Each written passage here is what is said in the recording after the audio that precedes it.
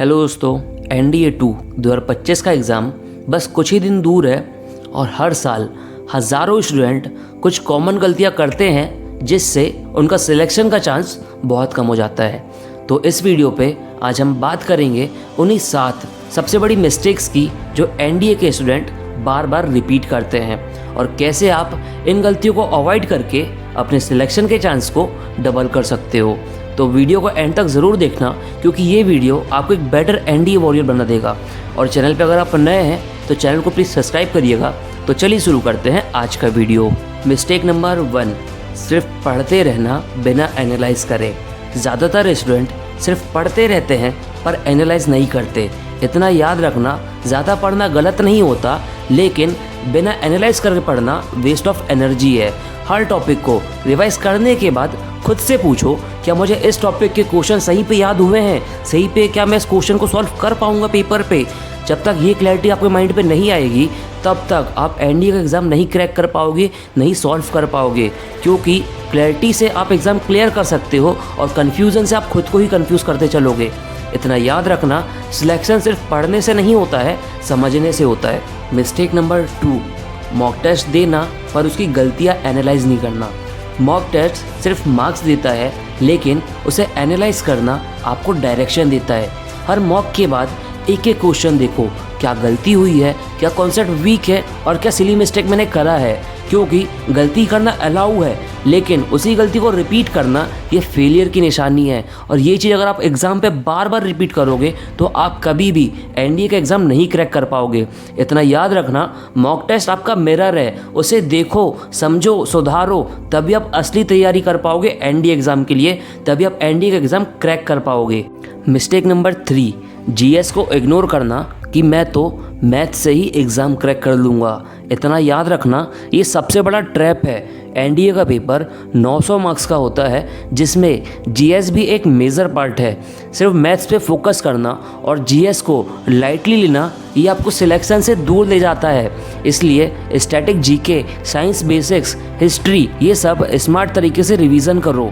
और एक बात याद रखना, आप NDA के लिए लड़ रहे हो तो हर सब्जेक्ट पे मास्टर बनो, क्योंकि फौजी हर फील्ड पे मास्टर होता है। इसलिए GS को इग्नोर मत करो, GS को भी पढ़ो, टाइम से रिवीजन करो।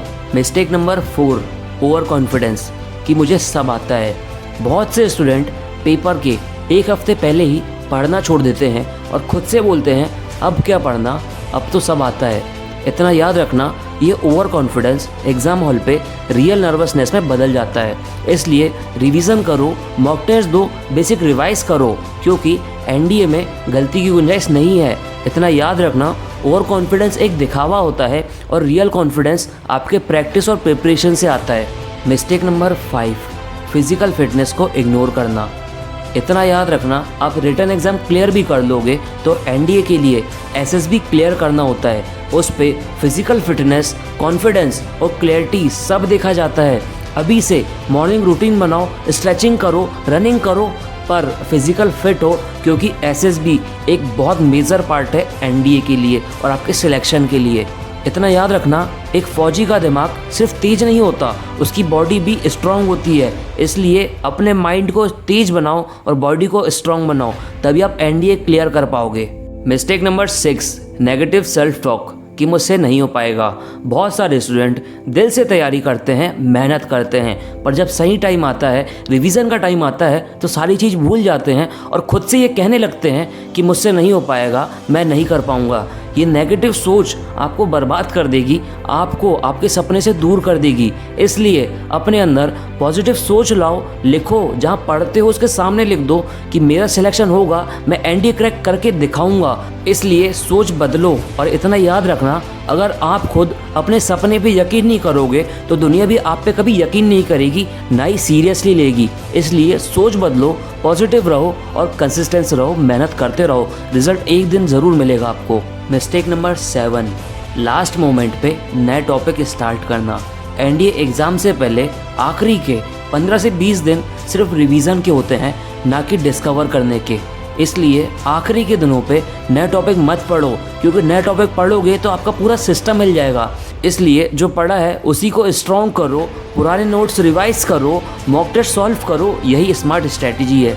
इतना याद रखना, युद्ध से पहले तलवार को तेज किया जाता है, ना कि नई तलवार बनाई जाती है।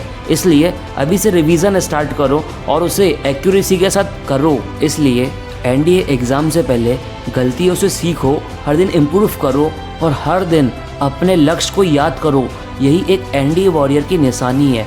अगर आपने इस वीडियो को ध्यान से देखा और सुना होगा तो मुझे यकीन है कि आप इन गलतियों को नहीं दोहराओगे और सिलेक्शन की तरफ अपना एक और कदम बढ़ाओगे। और वीडियो अगर अच्छा लगा है तो लाइक करना, शेयर करना अपने उन दोस्तों के साथ जो एनडीए क्रैक करना चाहते हैं, और चैनल को प्लीज़ सब्सक्राइब करना, क्योंकि यहाँ मिलेगा रियल माइंडसेट, रियल मोटिवेशन और रियल स्ट्रैटेजी। तो मिलते हैं अगली वीडियो के साथ, तब तक के लिए कीप हसलिंग।